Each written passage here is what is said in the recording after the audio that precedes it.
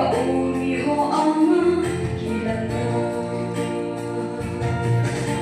Say security, kiden to bay hawitin, kimay dunay ka wamuhan.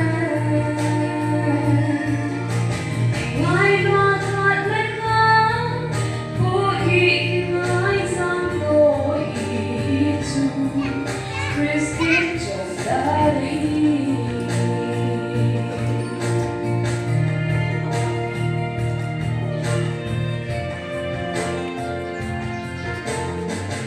Tulay hubong sumsodani,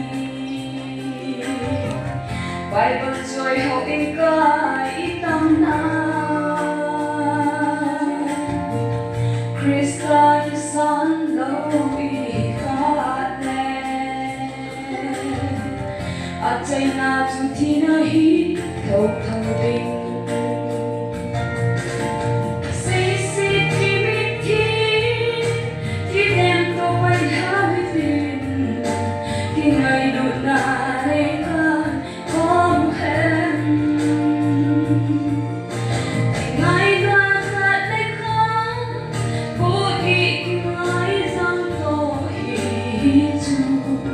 Christine Jodari.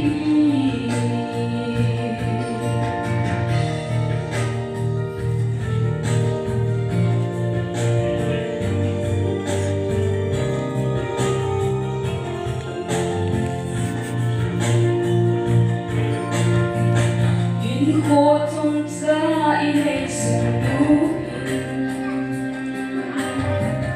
ipagkay atin mong kawitin,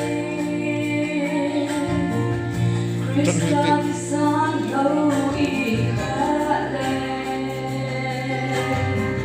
Patisen beja higit sa loisin,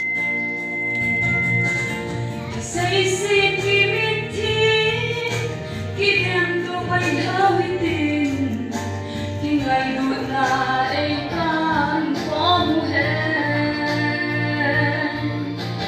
Ingay nakaleka, pugi kingay santo itu, Christine Jodari. Say security, kiden to bay hawitin, kingay dunay kan pamuhen. Ingay nakaleka, pugi kingay santo itu, Christine